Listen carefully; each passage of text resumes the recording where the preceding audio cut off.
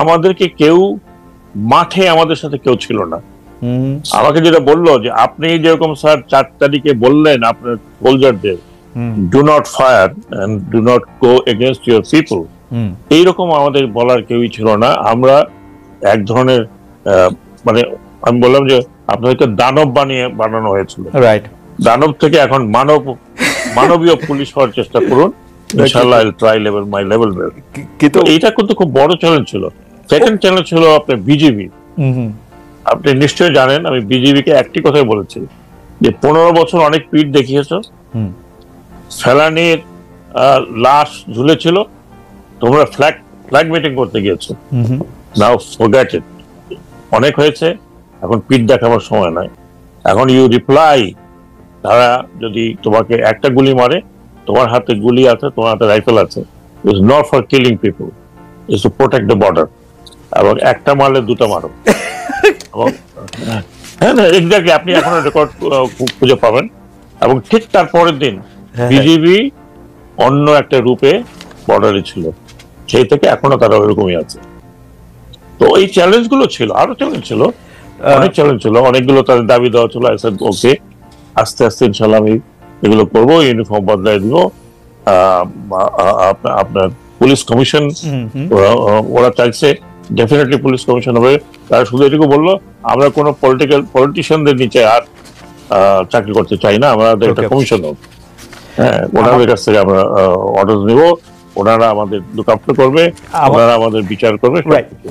আমি এই পর্যায়ে আমার শেষ প্রশ্ন, তারপর আমি মাসুদ কামাল ভাইকে চলে যাবো। আপনি যদি একটু সংক্ষেপে এটা বলেন যে সব সরকারের উপদেষ্টা হওয়ার পরপরই আপনি আওয়ামী লীগের দীর্ঘ ঐতিহ্যের প্রশ্ন করে তাদের দল গুছানোর পরামর্শ দিয়েছিলেন, কিন্তু এখন তো স্পষ্ট আপনার সরকার সেই সুযোগ আর দিতে চায় না। আপনি কি আপনার মতেই আছেন নাকি আপনি ওই সময় তো আমি এই কথাটা বলেছি, হয়তো এটা অ্যাডভান্স বলেছি, তারপরে কিন্তু অনেকে একই কথা বলেছে। আমি যা বলেছি সেটা কিন্তু খণ্ডিত আকারে এসেছে। ওকে, আমি পুরো জিনিসটাই আসেনি। আমি বলেছিলাম যে যারা অন্যায় করেছে তাদের তো বিচার হবেই, তারা এই বিদেশে বসে না করে আপনারা আসুন, ইউ ফেস ইউর পিপল, লোকজনকে আপনার ফেস করুন, দেন ইউ সি যে আপনারা কতখানি পপুলার। ওকে, আর যারা অন্যায় করেনি, যারা কোনো অন্যায়ের মধ্যে ছিল না, যারা অত ডেডিকেটেড ছিল, তারা যদি মাঠে থাকে তাহলে তো কোনো অসুবিধা নেই। কিন্তু যারা অন্যায় করেছে, everybody must account for their sins. এটা আমি কেন বলেছিলাম সেটা আপনাকে বলি। জি, 15 বছরে আমি যাদের সাথে ছিলাম, পুলিশ বলেন, অ্যাডমিনিস্ট্রেশন বলেন, 15 বছরে everybody was their man. Okay, everyone. এখন আমার সেই কথাটা অনেক লম্বা কথার মতো ছিল, সেই কথাটা আমি কি বলবো, আপনি তো মিডিয়াতে আছেন, আমার বলার দরকার নেই, বেশি বলার দরকার নেই। আপনি এর আগেও আমার কথা শুনেছেন ডেফিনেটলি, জি, বিভিন্ন মিডিয়াতে। জি, আমার মনোভাব আপনারা জানেন খুব ভালোভাবে। আমি যদি তার এই পার্টির প্রতি কোনো বিশেষ কিছু থাকতো, এই ব্যাপারে আমার কোনো সন্দেহ নাই, বা বাংলাদেশের মানুষজন হয়তো এই সন্দেহটা করে না যে আপনি আওয়ামী লীগের কোনো পারপাস সার্ভ করতেছেন। তবে কেউ যারা কিছু বলার, তারা তো কেউ নানা ধরনের কথা বলতেই পারে। কিন্তু আমি মনে করি আপনার কাছে কি মনে হয়, লোকের মুখে তো রাইট, কিন্তু আপনার কাছে কি মনে হয় যে প্রফেসর ইউনূস সাহেব আপনার মন্ত্রণালয়টা বদলে দিলেন কোন একটা মেসেজ দেওয়ার জন্য, আপনার এই কথা বলার জন্য, না বলার জন্য, নাকি এইটার সাথে এটার কোনো সম্পর্ক নাই? না, আমি তো যতটুকু মানে ওনার কাছ থেকে শুনেছি, আমার বিরুদ্ধে বিএনপির ছাত্ররা নেমেছিল, বিশেষ করে উইদাউট আন্ডারস্ট্যান্ডিং। ওকে, হয়তো অনেকে শুনেই নেই আমি কি বলবো, সেইটাই হয় আর কি বেশিরভাগ সময়। Anyway I forgotten that. না, ঠিক আছে, কারোর বিরুদ্ধে কোনো অভিযোগ নেই। আমার মনে হয় যে মানে আওয়ামী লীগের সাথে আপনাকে যদি সংযুক্ত করার কারো এরকম উর্বর চিন্তা যাদের আসে, সেটা তাদেরই দায়িত্ব, তাদের এটা। মহিউদ্দিন, আমি আপনাকে একটা কথা বলি, জি, একটা জাস্ট ফর ইওর আপনি আমাকে 2018 সালের নির্বাচনের আগে বিভিন্ন জায়গা থেকে বলেছে যে আপনি নমিনেশন নিলে আপনি একটা পর্যায়ে চলে যাবেন, ইনক্লুডিং আমাদের একটা সংস্থা। আমি সাথে বলেছিলাম যে আমার পলিটিক্যাল কোনো অ্যাম্বিশন নাই, I can do party politics, I will never do it. General Sakhawat, আমি সে সময় দেশে ছিলাম, আমিও দর্শকদেরকে সাক্ষ্য দিচ্ছি যে এরকম একটা আলোচনা ছিল এবং আমি এটা ফরসি। আমি একটু জনাব মাসুদ কামালের কাছে যেতে চাই। জনাব মাসুদ কামাল, আপনাকে শোনার জন্য আসলে আমাদের দর্শকরা অনেকেই ব্যস্ত এবং বেকুল আছেন, কিন্তু আমি একটা প্রশ্ন করতে চাই যে আপনি কি ডক্টর মোহাম্মদ ইউনূস এবং তার উপদেষ্টা পরিষদের উপর রেগে আছেন? মানে প্রশ্নটা এই কারণে করছি যে আপনি প্রায় শুরু থেকেই প্রতিটা পদক্ষেপের পরের ফলের দিকে আপনি খুবই কঠোর সমালোচনা করছেন, দায়ী করছেন, যেইটা আসলে দায় তাদের দেয়ার থেকে আগের সরকারের বা বর্তমানে যে চলটা চলে এসছে গত 30-35-50 বছরে তার জন্য দায়ী করা যায়। কিন্তু আপনি আসলে রেগে আছেন কিনা, খুব ক্ষুব্ধ আছেন কিনা এই সরকারের উপর, ডক্টর ইউনূস সরকারের উপর স্পেশালি? আচ্ছা, ধরেন আমি একটা আপনাকে এক্সাম্পল দিয়ে বোঝাই। জি, সরি, আমার ছেলে স্কুলে যায়, সে স্কুলের রেজাল্টটা একটু খারাপ করলো, অঙ্কে মনে করেন সে 100-র মধ্যে 35 পেল অথবা 40 পেল। আরো অনেকের ছেলে কিন্তু এর চেয়েও কম পেয়েছে। আমি কার উপর বেশি রাখবো? আমার ছেলের উপরে, যাকে আমি বেশি ভালোবাসি, যার উপর আমার বেশি প্রত্যাশা, তার উপর কি আমি ক্ষুব্ধ হব না? হব তো। আমি আমার সন্তানকে আরো 50 বছর পরে কি করবে, 20 বছর পরে কি করবে, আমি তো সেটা নিয়ে চিন্তিত। কাজে আমি কি বলবো না যে তোমাকে আমি ভালোবাসি, তোমার কাছে আমার এত এত প্রত্যাশা, তো তুমি কেন বাবা খারাপ করছো, এটা আমি বলবো না? কিন্তু আমি আপনাকে বটম লাইনটা বলি, আমি ডক্টর ইউনূস সরকারকে নিঃশর্ত ভাবে ভালোবাসি। প্রথম দিনও ভালোবাসি, আজকেও ভালোবাসি। কারণটা কেন? তাদের চেহারা খুব ভালো এই জন্য না, তাদেরকে আমি ভালোবাসি এই কারণে যে আমি মনে করি যে এত বছর পরে এদেশের মানুষ একটা সুযোগ পেয়েছে যে নিজের মতো করে একটা দেশ গড়ার, নিজের মতো করে একটা নিয়ম তৈরি করার, যে নিয়ম থাকলে পরে আরেকজন স্বৈরাচারীর জন্ম এই দেশে হবে না।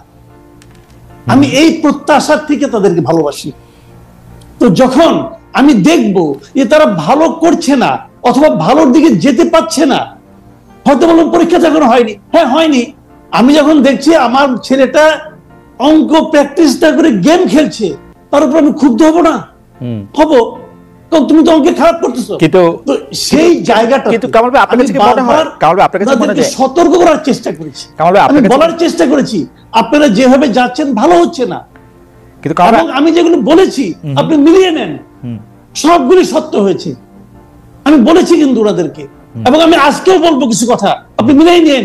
যেমন আজকে আমি একটা কথা বলে রাখি, যেমন আমি দ্রব্যমূল্য নিয়ে বলেছি, শুরুর থেকে বলেছি এটা আপনাদের ভোগাবে এবং ভুগিয়েছে। তারা সেই পদক্ষেপগুলি নিয়েছে কখন? যখন নাকি তাদের পুরো জিনিসটা নিয়ে মানুষের মধ্যে হইচই শুরু হয়ে গেছে তখন। এবং আমি আজকে একটা কথা বলি আপনাকে, এই যে আমাদের সড়কগুলি আছে, বর্ষাকাল কিন্তু এখনো চলছে, সড়কগুলি কিন্তু ভাঙা। দেখেন আগের যে সড়ক ছিল, আগে সরকার কি করতো, এমন ভাবে সড়ক মেরামত করতো যাতে নাকি 1 বছরের একটু আগেই ভেঙে যায়। তারা এমন ভাবে মেরামত করতো, টাকা নিতে অনেক, চুরিচামারি করতো, কিন্তু অনেক চুরিচামারি হচ্ছে এই জায়গায়।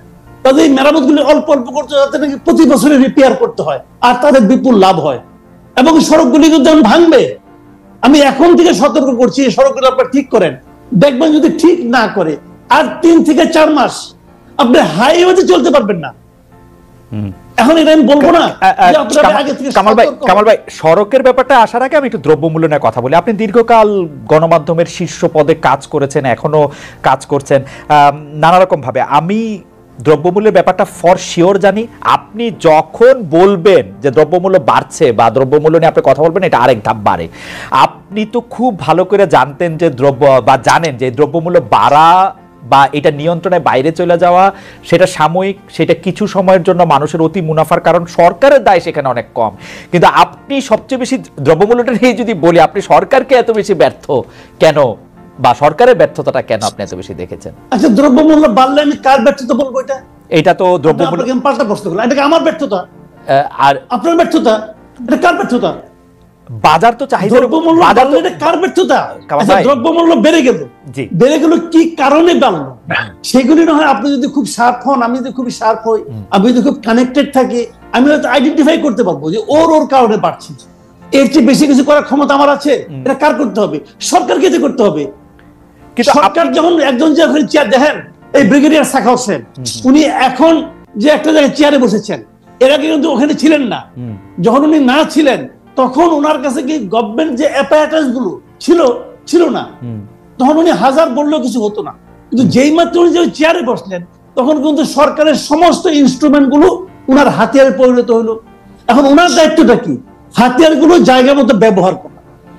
যদি ব্যবহার কেউ না করে আর যদি বলে যে আমি ওই লিগেসি নিয়ে আসতেছি, আওয়ামী লীগ আমলে এরা হয়েছিল, আমি কি করব, তাহলে বুঝতে হবে কি যে উনি ওই হাতিয়ার গুলো হয়তো দেখতে পাননি অথবা ওই হাতিয়ার গুলো ব্যবহার করতে জানেন না। কারণ একটা প্রশ্ন শুধু করি যে এই সরকার যে হাতিয়ারগুলি পেয়েছে, আমরা যদি তাদেরকে আমলাতন্ত্র বা যারা এক্সিকিউশনার তাদেরকে বলি, তাদের যে কাজ করার ক্ষেত্রে যে রেগুলার নিয়ম কানুন, সেটা আওয়ামী লীগ সরকারের সাথে দুর্নীতি দিয়েই হোক আর অন্য কোনো বোঝাপড়া দিয়েই হোক, এটা একটা সিস্টেম তারা দাঁড় করাইছিল। এখন এই সরকার আইসা তো সেই হাতিয়ারগুলি ব্যবহার করতেছে, যেটা নানাভাবে দুর্নীতির মরিচা পড়া, অন্যায়ের ঝামা দিয়ে ভোতা হয়ে যাওয়া, সেগুলি তারা কিভাবে আর ব্যবহার করবে? মানে আমি জানতে চাইতেছি আসলে, মানে এটা আমি আপনাকে বলি যে সেগুলি তারা ব্যবহার করছে কেন? তাদের কি সেগুলি কি ব্যবহার করার জন্য আমরা তাদের হাতে পায়ে ধরছিলাম যে ভাই আপনি এই আমলাকে নিয়ে এই কাজ করেন বলছিলাম? কেন ওনারা ওই আমলাকে নিয়ে কাজ করছেন? কেন ওনারা ওই সচিবকে নিয়ে কাজ করছেন?